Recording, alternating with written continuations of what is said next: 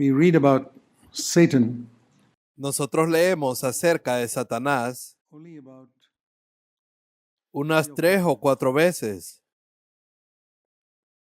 one is Una es justo al principio, in Genesis. en Génesis 3, aunque no se menciona a Satanás. He came through a serpent, Vino a través de una serpiente y habló a Eva. La separated separó her, de Dios, separated la her, separó de su marido and then through Eve, y luego a través de Eva tentó a Adán. Adam, Tentó a Eva por medio de una serpiente, but he pero tempted tentó a Adam Adán a través de Eva and y los separated separó a him from ellos God, de Dios and y los separó de su mujer.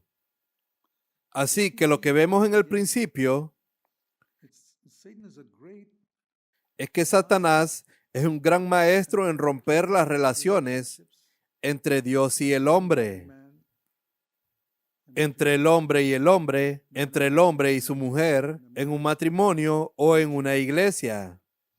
so wherever you see Así que donde quieras que veas una separación, puedes estar absolutamente seguro que es el diablo.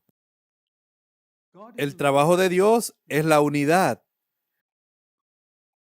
for Y ya example, sabes, God, por ejemplo, un cuerpo humano, en el momento en que muere, comienza a desintegrarse. and after Y después de varios meses, solo es polvo, está todo deshecho. Pero mientras hay vida en ese cuerpo, no habrá ese tipo de desintegración. Así que siempre que una iglesia se rompa en pedazos, ya sabes, la vida divina no está allí. Quiero decir, si pocas personas vienen y se van, todo está perfectamente bien. Pero si una iglesia se rompe, algo está seriamente mal. Y no me refiero a las personas que abandonan una iglesia, pero cuando la vida en una iglesia se ha ido, usted sabe que el Espíritu Santo también se ha ido. Jesús dijo en Mateo 16,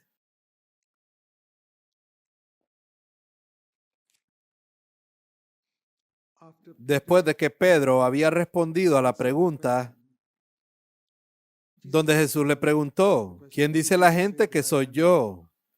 Y dijeron, bueno, en Mateo capítulo 16, verso 14, algunos dicen que Juan el Bautista. Y luego le hizo esta pregunta, ¿y tú quién dices que soy yo? Estamos tratando de pensar aquí en estas sesiones la importancia de que los hombres sean los líderes de la obra de Dios en la edificación de la iglesia. Como ya he dicho, Dios nunca eligió a una mujer para ser apóstol. Y en el Nuevo Testamento no hay ninguna mujer profetisa.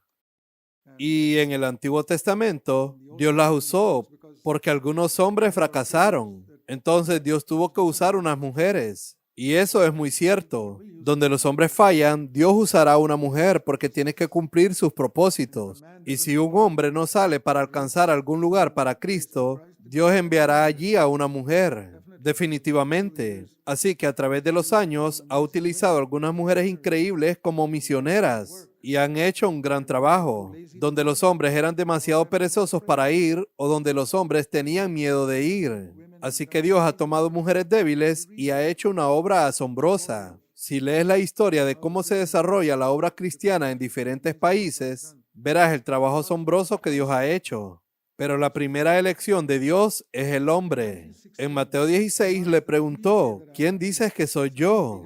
Y Simón Pedro dijo, tú eres el Cristo, el Hijo del Dios vivo. Simón Pedro no aprendió eso en una escuela bíblica. Todos los que iban a una escuela bíblica creían que se trataba de Satanás, de Belcebú. Las personas que llamaban a Jesús Belcebú o Satanás eran estudiosos de la Biblia, graduados de una escuela bíblica. Ellos habían obtenido sus certificados y hoy esto también está pasando. Es casi imposible encontrar una persona que haya ido a una escuela bíblica que sea un hombre humilde y piadoso con la unción del Espíritu Santo. Ahora, no digo que a la ligera puede haber algunos raros por aquí y allá, pero no los he visto. Y yo podría decir que las personas que me han bendecido en mi propia vida fueron personas que nunca fueron a una escuela bíblica. Así que no quiero mencionar sus nombres, Pero tal vez tú ya los conoces, algunos de ellos son muy conocidos, o algunos que a pesar de ir a una escuela bíblica lo superaron y entraron en contacto con Dios. Y mientras los eruditos de la escuela bíblica le llamaban Belcebú, Simón Pedro, que solo era un pescador, le dijo: tú eres el Cristo, el Hijo de Dios. ¿De dónde entendió esto? Y Jesús le dijo: eres bendito. ¿Por qué fue bendecido? Porque esto no se lo reveló carne ni sangre. Tampoco un erudito inteligente de la Biblia le dijo que Jesús era el Hijo del Dios vivo, ya que el Padre le dio esa revelación. Esta es una gran palabra del Nuevo Testamento. Esta revelación, mi Padre te reveló esto. Hay mucha diferencia entre entender la verdad por revelación y por el estudio. Las escuelas bíblicas enfatizan el estudio. Jesús enfatizó la revelación del cielo. Es por revelación que descubrimos de repente la verdad de Dios.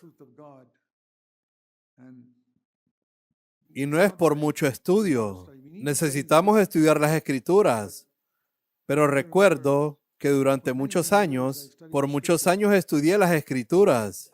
Y recuerdo que una vez recibí la revelación sobre el nuevo pacto, que es superior al antiguo pacto. Todavía lo recuerdo. Fue hace mucho tiempo. Fue unos 18 años después de mi conversión. Aún todavía recuerdo la silla en la que estaba sentado en mi casa, donde a partir de 2 Corintios capítulo 3, de repente comprendí, de esto se trata la nueva alianza. Y eso se convirtió en la carga de mi ministerio. Y no fue a través de mucho estudio académico. Hubo un trasfondo de mucho estudio de las Escrituras, pero de repente esa revelación vino del cielo. Lo que quiero decir, querido hermano y hermana, busca la revelación. Mi Padre te ha revelado esto. Carne ni sangre significa algo que los seres humanos no pueden revelarte. El estudio puede darte muchos argumentos para explicarte comparando escritura con escritura y todo eso, como el estudio teológico, pero solo la revelación viene del cielo. ¿Cómo saber la diferencia entre la revelación y la comprensión académica de la verdad? La comprensión académica de la verdad no cambiará tu vida, no cambiará la vida de tu familia, pero la revelación lo cambiará todo. Si no hay cambio por una verdad que ha llegado a tu vida, es porque solo tienes una verdad más en tu cabeza y puedes predicarla ahora en algún lugar, pero eso no es revelación. La revelación te hace humilde. Cuando leemos la Biblia, cuando Jesús habló con Juan el Bautista, él estaba postrado en el suelo. Y eso es lo que sucede espiritualmente cuando recibimos la revelación. Sentimos que no somos nadie, no somos nada. No podemos levantar la cabeza. La revelación te hará consciente de que no eres nadie. Si crees que eres alguien, no tienes revelación. Eso está muy claro.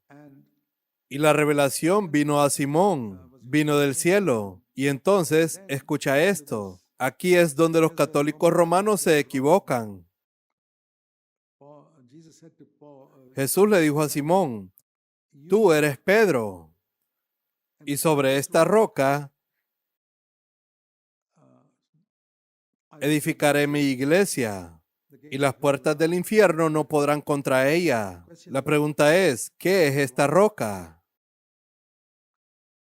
Los católicos romanos dicen que Pedro era la roca, pero era una roca bastante inestable, porque 5 versículos después Dios lo llama Satanás. ¿Era una roca y Satanás al mismo tiempo? Apártate de mí, Satanás, le dice en el verso 23. No, la roca no era Pedro. Y en el griego original, en el que está escrito el Nuevo Testamento,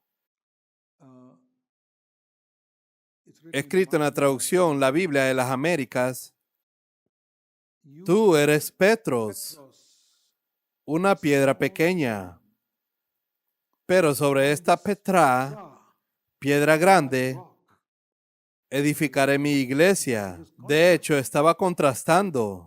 La palabra Petro significa piedra pequeña. Lo que quiero decir es que en griego el contraste está claramente allí. Sobre esta roca, Petra, edificaré mi iglesia. Y esa roca es revelación del cielo. Eso es lo que quiero que veas. Simón Pedro, tienes una revelación del cielo. Sobre esa roca edificaré mi iglesia. Así que es solo por la revelación del cielo. Esa es la roca sobre la que puedes edificar la iglesia. Una revelación del cielo sobre Jesucristo, sobre quién es una revelación del cielo concerniente a la iglesia, lo que la iglesia es. La mayoría de la gente del mundo no entiende lo que es la iglesia, el cuerpo de Cristo, y cómo debe funcionar. Tiene que venir por revelación del cielo. Y sé que en mi vida durante años he estudiado sobre lo que es la iglesia, he buscado una explicación, pero así no lo conseguirás, hermano. Si quieres construirla, tiene que ser construida sobre la roca de la revelación. Sobre esta roca edificaré mi iglesia. Lo segundo que quiero que veas es que no puedes construirla. Solo Cristo puede edificar la iglesia. Él puede usarte como una mano o una lengua, pero tú no puedes edificar la iglesia. Cualquiera de ustedes que piense, tengo algunas teorías aquí y también unas verdades maravillosas en esta conferencia de hombres. Después de esto voy a edificar a la iglesia. Bueno, espero que falles. Espero que falles miserablemente hasta que llegues al lugar donde digas, Señor, yo no puedo hacerlo. Es entonces cuando empiezas a buscar a Dios por la revelación y de ahí la verdadera iglesia será edificada. Porque mucha gente viene a estas conferencias y dicen, tengo algo de verdad aquí. Y se van a casa y tratan de predicar esa verdad y nada sucede. Y en lugar de eso hay más conflicto y más lucha. Y la otra cosa que quiero que veas es que Jesús dijo, yo voy a edificar mi iglesia. Yo, Zach Punen, no podré edificar una iglesia. Ni tú tampoco. El día que te des cuenta de eso, será tu salvación. Porque he visto, como dije, mucha gente que viene a estas conferencias y dicen, ahora sé lo que voy a hacer cuando regrese. Espero que hagas un desastre hasta que aprendas la lección de buscar a Dios. Se construye por revelación, solo por medio de Jesucristo. Y Jesús utiliza solo a los que se niegan a ellos mismos, hombres que han llegado al final de ellos mismos. Esas son las personas que utiliza para edificar su iglesia. Y Pedro tuvo que recorrer un largo camino para llegar a ese lugar de morir a él mismo. Aquí no estaba en el final de sí mismo. Se sentía bastante fuerte. Y entonces el Señor le dijo, la iglesia que yo edifique, aquí hay otra prueba de la iglesia que Jesús edifica. Todos los poderes de las tinieblas, las puertas del infierno, significa todos los poderes de la oscuridad espiritual, no serán capaces de dominar a esa iglesia. Si has edificado algún tipo de iglesia que las puertas del infierno hayan vencido, hermano, puedes estar seguro de que no es la iglesia de Jesucristo. No me refiero si su iglesia ha caído físicamente, no. La Iglesia Católica Romana es la mayor institución cristiana del mundo, pero las puertas del infierno la superaron hace siglos. La mayoría de gente no lo ve. Con todas las enseñanzas equivocadas, Martín Lutero lo vio hace 500 años y se alejó de ella. El diablo no vence destruyendo edificios. Han surgido tantas estructuras que pensamos que son de Dios. Hay una declaración en los Hechos de los Apóstoles. Permítanme referirme a ella brevemente por un momento. En Hechos de los Apóstoles estaban discutiendo algunos de los líderes, discutían qué hacer con el nuevo movimiento cristiano que había surgido. Y entre ellos había un hombre que dio un buen consejo. Y dijo, si este movimiento es de Dios, no podréis destruirlo. Está en Hechos capítulo 5. Un hombre llamado Gamaliel, que era el profesor de Saulo, su profesor en el instituto bíblico. Y él les dijo, tengan cuidado con lo que hacen con estos hombres, porque en el verso 39 dijo, si es de Dios, no podréis destruirlos, no sea que se encuentren luchando contra Dios. Así que él dijo, algunos de estos otros casos como Teudas, en el verso 36 y 37, comenzaron algo y no prosperó. Así que su comprensión era errónea. Eso es lo que intento decir. Él estaba diciendo que si es de Dios, florecerá. El catolicismo romano ha florecido. El Islam ha florecido enormemente. tremendously. Hinduism, El hinduismo ha florecido en la India durante 3000 años. 1,000 years. Gamaliel estaba equivocado. Cuando Jesús habla de que las puertas del infierno no prevalecerán, no podrán destruir la iglesia, está hablando de una destrucción espiritual. Hay muchos reinos terrenales. La Coca-Cola ha florecido como nada. Y así hay muchos reinos en la tierra. No necesitan el poder de Dios para todo eso. Solo necesitan organización y mucho dinero. Pero Spiritually, para que algo sobreviva espiritualmente, life, viviendo una vida poderosa, powerful. tiene que venir por revelación por el poder del Espíritu Santo y Dios mismo. Jesús tiene que edificarla y todos los poderes de las tinieblas no podrán destruirla. Los poderes de las tinieblas no están tratando de destruir el hinduismo o el islam. No, tampoco están tratando de destruir el catolicismo romano. Y no creo que estén intentando destruir mucho el cristianismo protestante o pentecostal. But wherever Pero donde quiera que vean una hermandad, por muy pequeña que sea, que esté buscando exaltar a Cristo y liberar a la gente del amor al dinero y de liberar a la gente del engaño del demonio y de tratar de unir a los esposos juntos a edificar familias y donde esté la gente aprendiendo a amarse los unos a otros y a perdonarse los unos a otros y a dar la vida unos por otros, y aunque sea una pequeña hermandad, las puertas del infierno no podrán contra ella. Ese es el tipo de iglesia que quiero edificar. No quiero perder el tiempo edificando cualquier otra cosa. ¿Cómo sé si cuando llegue al final de mi vida y me presente ante el Señor, si he cumplido la voluntad de Dios o no? ¿Cómo saberlo? Debe haber un anhelo en tu vida, y yo he tenido este anhelo tremendamente. Y yo dije, Padre, tú dijiste acerca de Jesús que es tu Hijo amado, en quien tengo complacencia, en su bautismo. Y yo le dije, Padre, ¿puedes decir eso de mí? Este es mi Hijo amado, porque soy un hijo de Dios, en quien me complazco. Debes tener pasión por eso, que cada día de mi vida, la forma en que vivo en casa, como esposo, la forma en que he educado a mis hijos como padre, la forma en que he servido a la iglesia como líder servidor, el Padre en el cielo debe poder decir esto de mí. Este es mi Hijo amado en quien tengo complacencia. Eso debería ser lo que anhelas oír cuando Cristo regrese. Deberías preguntarle al Señor si diría eso de ti ahora, cada día de tu vida. Entonces vas por buen camino.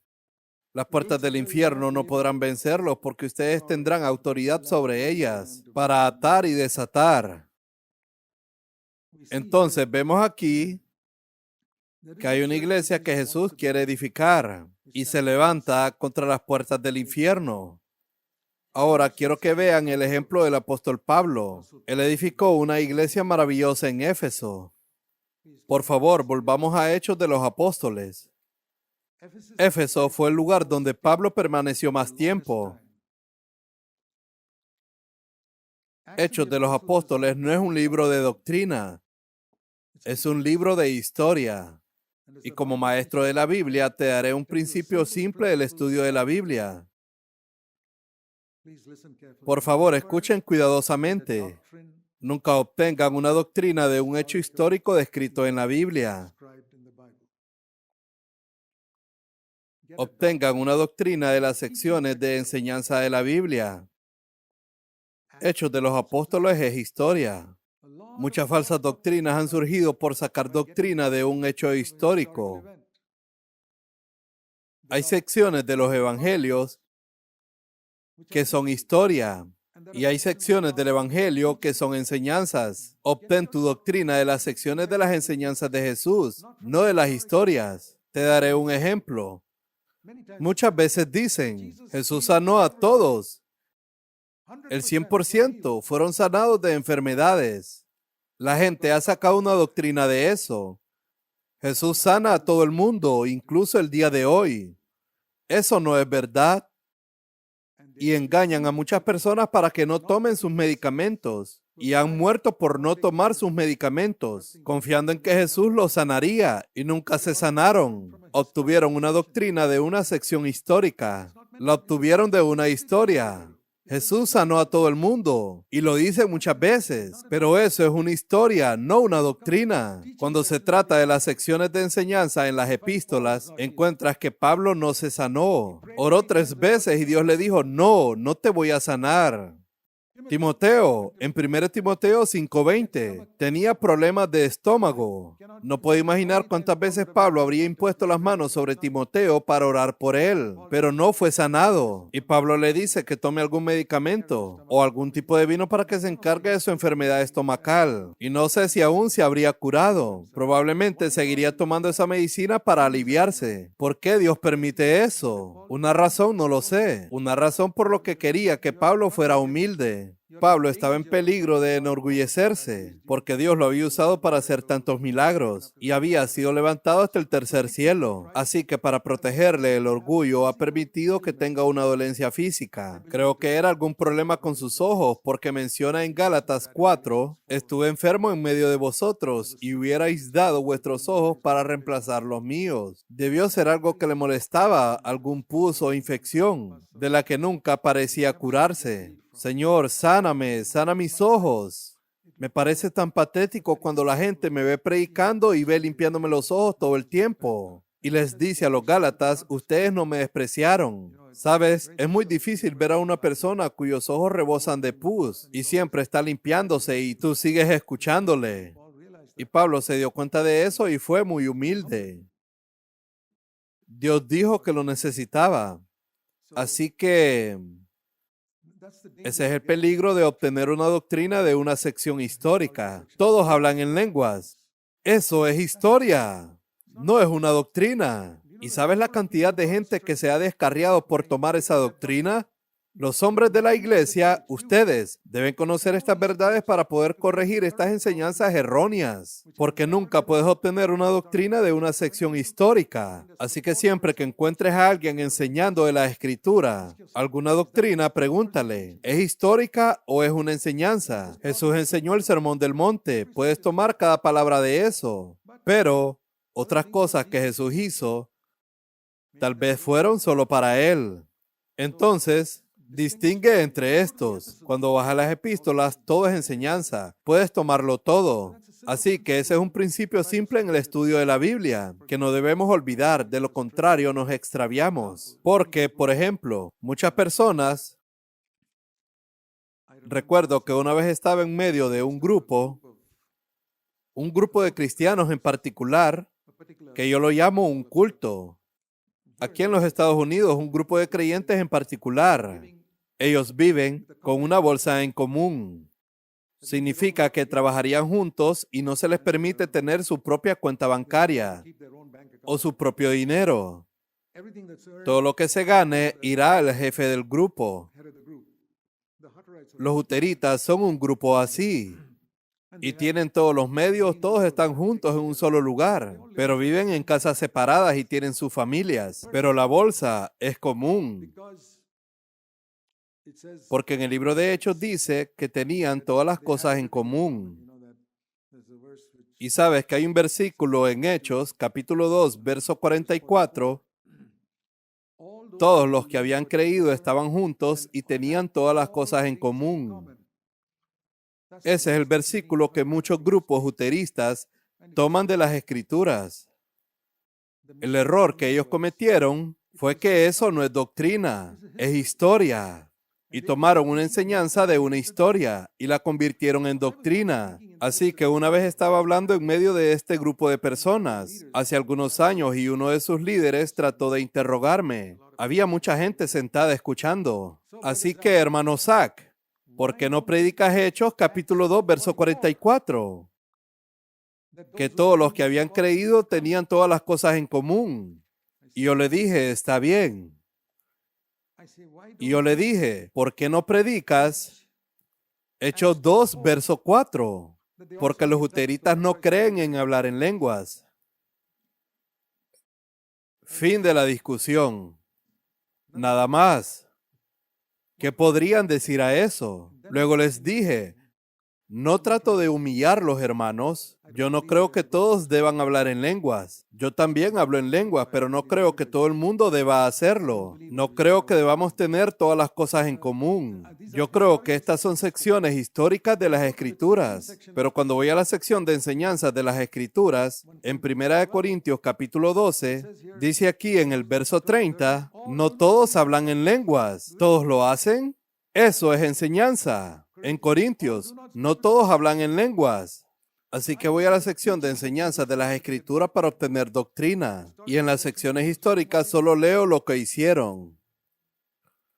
Todos se afeitaron la cabeza. ¿Sabes dónde está? No está en los Efesios ni en Colosenses. Está en Hechos de los Apóstoles. Fue a un templo y se afeitó la cabeza. ¿Qué doctrina puedes sacar de allí? Podría mostrarte algunas ridiculeces como esas, pero tú sé consistente. Si vas a tomar algo de Hechos de los Apóstoles, tómalo todo. No elijas lo que quieras. Eso es hipocresía. Eso es un engaño. Te diré qué es lo que yo hago. Yo tomo todo de las enseñanzas de las Escrituras como doctrina y no tomo nada de las secciones históricas como doctrinas. Las leo, me edifican y alabo a Dios porque así es.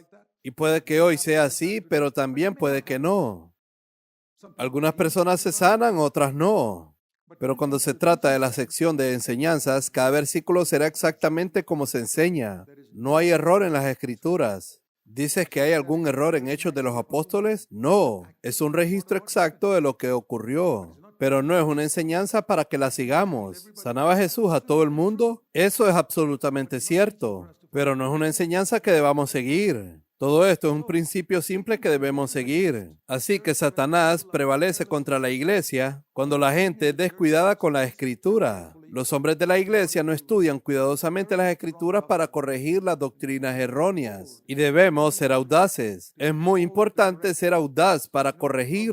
¿Sabes lo audaz que era Pablo? Déjame darte un ejemplo. Sabemos que Pablo es un gran ejemplo en la edificación de la iglesia. En 1 Corintios capítulo 5, leemos de una inmoralidad en la iglesia. En la iglesia de Corinto, donde Pablo había estado durante 1 año y medio, habían dos iglesias donde Pablo vivió mucho tiempo. Una fue en Éfeso, volveré a eso en un momento, y la otra era Corinto. En Éfeso pasó 3 años y en Corinto 1 año y medio. Lo leemos en Hechos de los Apóstoles. Y aquí, después que Pablo les dejó, en 1 Corintios 5 dice, se oye que entre vosotros hay inmoralidad, y una inmoralidad tal como no existe ni siquiera entre los gentiles. Algo sucedió en la iglesia que es peor que lo que hacen los paganos. Un hombre se acostó con la obviamente segunda esposa de su padre. Su madre había muerto, el padre se volvió a casar y él va y se acuesta con ella y tiene relaciones sexuales con ella. Y dicen, está bien, eso puede pasar. Los pecados graves pueden pasar en cualquier iglesia. Pero, ¿qué hace la iglesia al respecto? Luego dice, te has vuelto orgulloso, no has llorado. En lugar de llorar, eres orgulloso. Y tú no habéis expulsado a ese hombre de la iglesia. Pablo era estricto. Tales personas deben ser expulsadas de la iglesia. La pureza de la iglesia es muy importante y debemos disciplinar a los que viven en pecado. Y no solo eso. Luego dice, aunque ausente en cuerpo, pero presente en espíritu, ya he juzgado al que cometió tal acción. Era apóstol, tenía autoridad para eso. Y luego dice, en el nombre de Jesús, en el verso 4, cuando vosotros estéis reunidos y yo con vosotros en espíritu, no físicamente, pero estoy con vosotros en espíritu, dice Pablo. Y luego dice, con el poder de nuestro Señor Jesús, entregad a ese tal a Satanás. Asombroso poder que Dios da a un apóstol. No para mandarlo al infierno, no. A fin de que su espíritu sea salvo en el día del Señor Jesús. Quiero que vaya al cielo, pero no puede ir al cielo en su condición actual. Tiene que ser quebrado tan profundamente que se arrepienta. Así que Pablo lo amaba, y por el gran amor que le tenía para salvar su alma eternamente, él dice, voy a entregarlo a Satanás. En el nombre de Jesús te entrego a este creyente reincidente. Haz lo que quieras con él. No lo vas a matar, como Dios no permitió que Satanás matara a Job, para que la destrucción de su carne signifique que sufra de alguna manera en su cuerpo y luego se arrepienta, para que su espíritu pueda salvarse en el día del Señor Jesús. Oye, esto es maravilloso. Tener un apóstol a tu alrededor que pueda corregir a la iglesia severamente, que no tenga ningún amor falso o palabras amables superficiales, sino que se preocupa por la pureza de la iglesia, para que las puertas del infierno nunca puedan prevalecer contra ella. Ahora, en Hechos capítulo 20, se lee acerca de la iglesia en Éfeso, donde Pablo había estado por 3 años. Ahora estoy diciendo todo esto porque así como te dije, Dios quiere que los hombres sean los líderes en la iglesia. No ha llamado a las mujeres al liderazgo. Él nunca dio el apostolado a una mujer. Y no hay profetisas en la nueva alianza. Los hombres deben ser los líderes y tú eres un hombre. Por eso tenemos reuniones de hombres. Hechos capítulo 20. Pablo había terminado sus 3 años en Éfeso y hoy llama a los ancianos porque no los va a volver a ver. Esta es la última vez que iba a verlos. Así que llamó a los ancianos en Hechos capítulo 20, verso 17. Estaba en otro lugar y mandó mensaje a Éfeso y llamó a los ancianos de la iglesia. Probablemente era una iglesia grande, tal vez 5 o 6 ancianos, y él los llamó a todos juntos y les dice, escuchad. ¿Sabes cuántos sermones predicó allí? 2,000 sermones. ¿Cómo logró eso? Verso 31.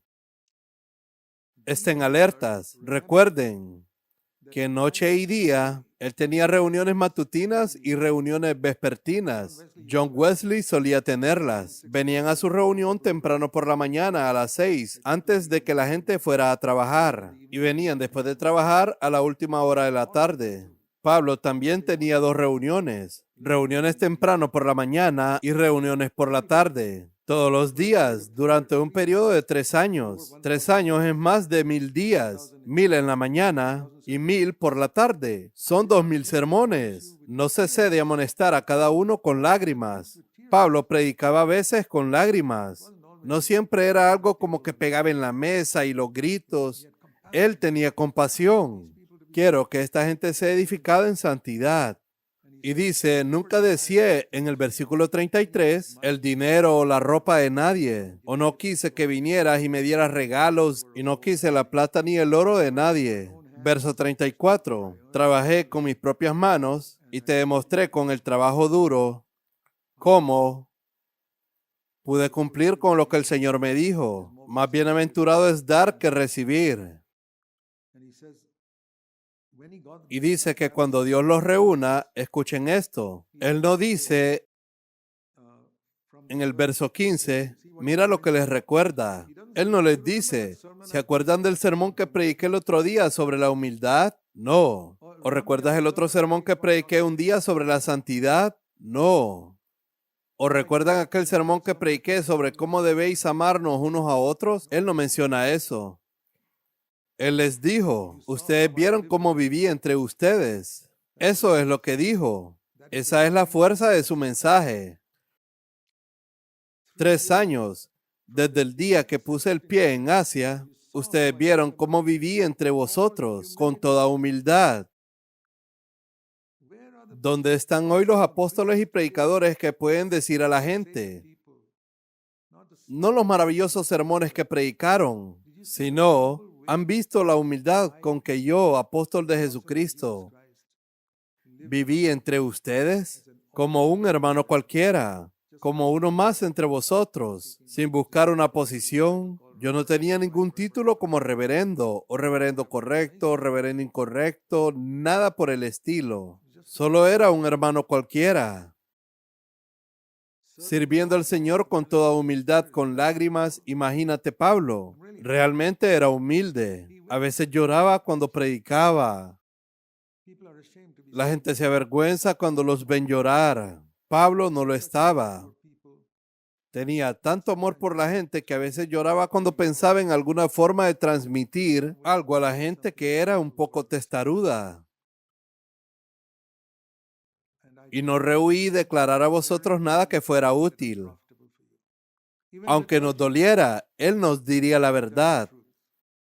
Queridos hermanos, si Dios os da la gracia para predicar en cualquier lugar, y espero que les dé esa gracia a muchos de ustedes, aunque no sean apóstoles, maestros o evangelistas, o ninguno de esos puestos destacados en la iglesia, sino uno que comparte brevemente la palabra, espero que seas capaz de predicar con pasión y pureza, así como Pablo desde su corazón, para proclamar el pleno propósito de Dios, y principalmente, verso 21, proclamando el arrepentimiento y la fe. Pablo nunca separó estos dos. Y quiero decirles a todos ustedes, queridos hermanos, que predican la palabra de Dios en cualquier lugar. Este es un trabajo de hombres. No prediques la fe sin arrepentimiento. Y no prediques el arrepentimiento sin fe. ¿Qué es lo que dice la Biblia? Lo que Dios ha unido, no lo separe el hombre. Dios ha unido el arrepentimiento y la fe. La gente en el día de Pentecostés le preguntó a Pedro, ¿qué debemos hacer? Arrepiéntanse y crean. Eso es lo que todos los apóstoles enseñaron. Y si una persona se ha arrepentido, como el carcelero de Filipos después del terremoto, él se dio cuenta de sus pecados y dijo, soy un pecador, ¿qué debo hacer? Arrepiéntete y cree. El arrepentimiento y la fe nunca deben estar separados. Y ahora quiero decirles lo que he visto a lo largo de mi vida donde se predica el cristianismo. Solo predican la fe. Y le dicen, cree hermano, cree, cree, cree. No recibes nada de Dios porque no crees. ¿Conoces esa canción, El ofensor más vil? Que realmente cree en ese momento de Jesús, recibe el perdón. Es una canción muy famosa. El ofensor más vil que realmente cree en ese momento de Jesús recibe el perdón. Eso no es verdad. Cuando lo cantamos en nuestra iglesia, la hemos cambiado. El ofensor más vil que se arrepiente y cree en ese momento de Jesús recibe el perdón. Pero en las reuniones donde hay multitudes de personas, en las llamadas reuniones evangelísticas, dicen que deben creer. Cree en el Señor Jesucristo. Cree, cree, cree. Cree en el Señor Jesucristo y serás salvo, se le dijo a un carcelero arrepentido que acababa de ver un terremoto en una prisión y vio el poder de Dios cuando había encarcelado a Pablo y Silas. Pero no puedes decirle eso a una gente que está cómodamente en una silla en una iglesia. Solamente cree. Yo digo, tienen que arrepentirse. Y creo que el arrepentimiento es el mensaje que falta en el cristianismo de hoy. La fe se predica en todas partes. Los pentecostales predican, cree, cree, hermano, por eso no te has sanado, porque no crees. Te diré por qué muchas cosas no suceden. Es porque no se han arrepentido. ¿Recuerda lo que Jesús le dijo a un hombre que sanó en Juan? ¿Te has fijado en eso? Juan capítulo 5. Había un hombre que estaba sentado esperando el movimiento del agua. Él no era capaz de descender al estanque y ser el primero para recibir sanidad. Siempre perdía la oportunidad. Pero Jesús vino y lo sanó y le preguntó en Juan capítulo 5, verso 6, en el estanque de Betesda, ¿quieres ser sano? Él dijo, claro, no tengo a nadie que me recoja. Y Jesús dijo en el verso 8, levántate, toma tu camilla y anda. E inmediatamente este hombre que había estado enfermo durante 38 años, en el verso 5, 38 años estuvo viviendo ahí tendido. Él se levantó y caminó. Y esta es la parte que quiero enseñarte. Y después de esto, en el verso 14, a veces la gente pasa por alto esto. Jesús fue a este hombre y lo vio en el templo y le dijo, ¿sabes por qué estuviste paralítico ahí 38 años? Porque pecaste. Fue una enfermedad que te vino a causa del pecado.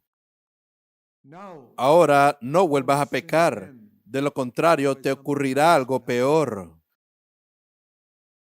¿Habías leído esa parte de la historia? Esa parte no la predican. Solo la primera parte es la que más se predica. La mayoría de la gente ni siquiera sabe que Jesús le dijo eso a ese hombre. Y probablemente muchos de los que están sentados aquí es primera vez que lo están viendo. Estuvo enfermo durante 38 años a causa del pecado. Y Jesús lo sanó y le dijo, no vuelvas a pecar.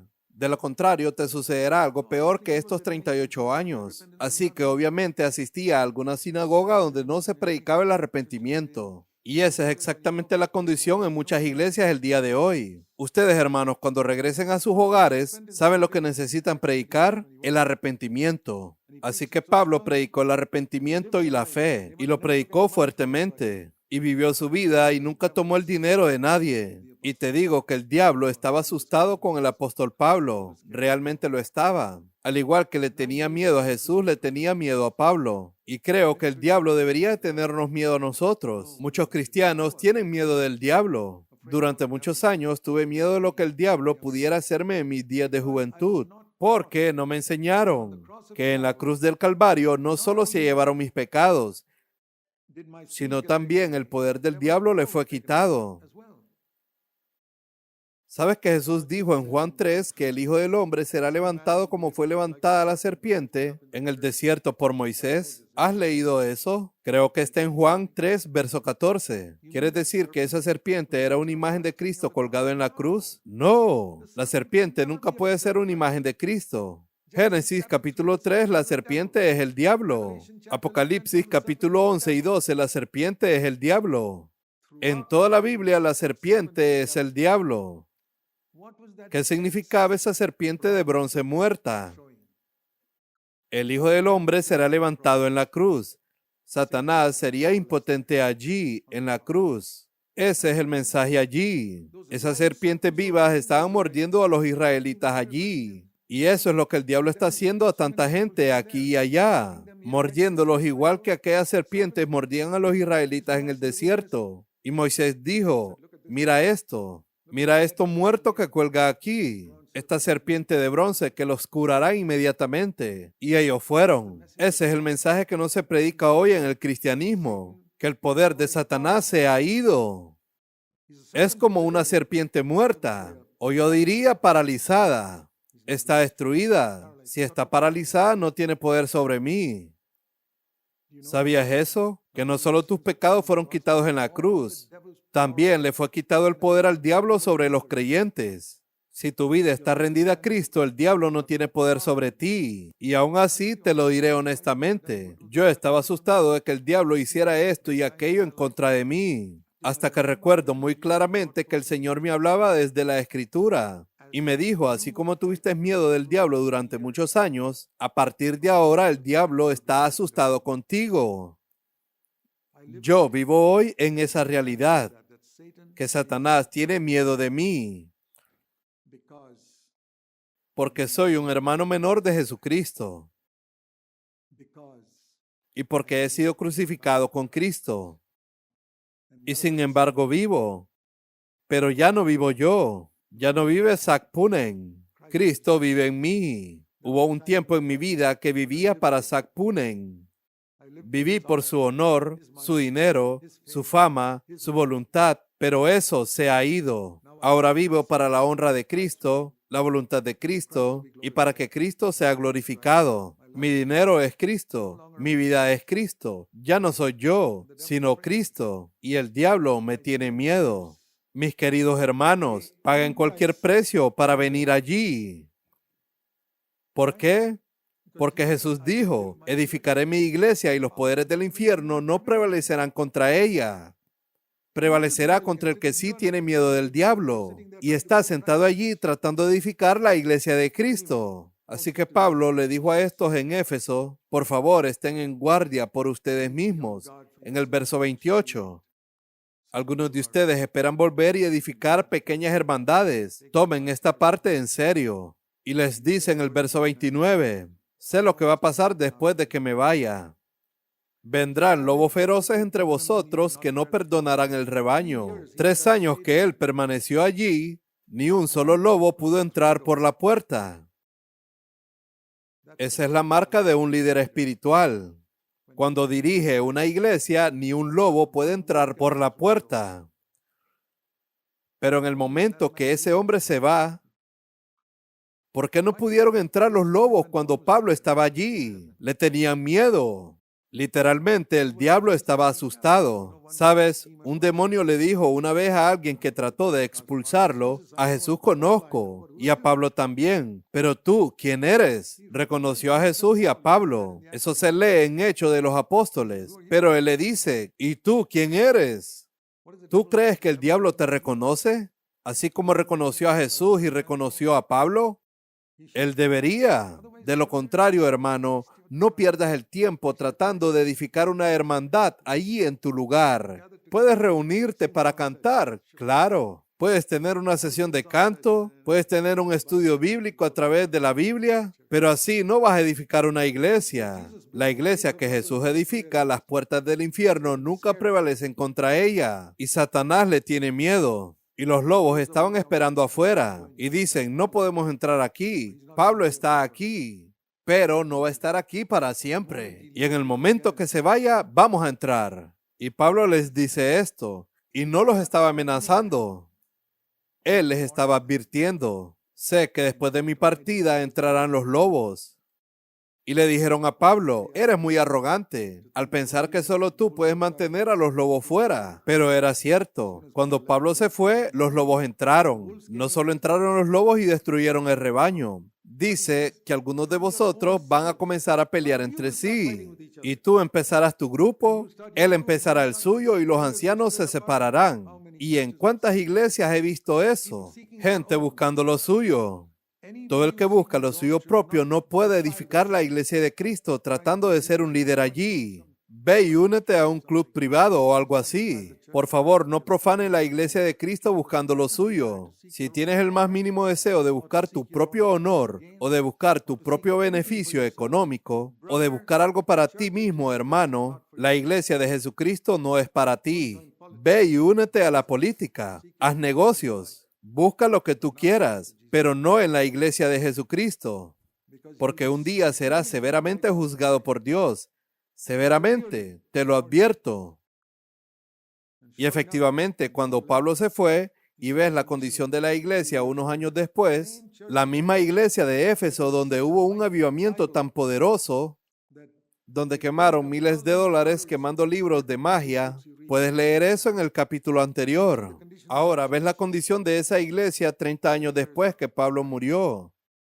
30 años después de que Pablo murió. Vamos a Apocalipsis capítulo 2. La misma iglesia de Éfeso,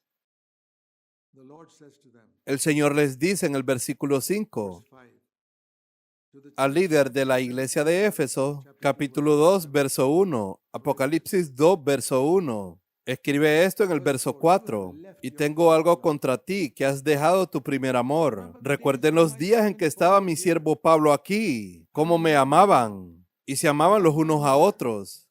Y mi siervo Pablo los amonestaba.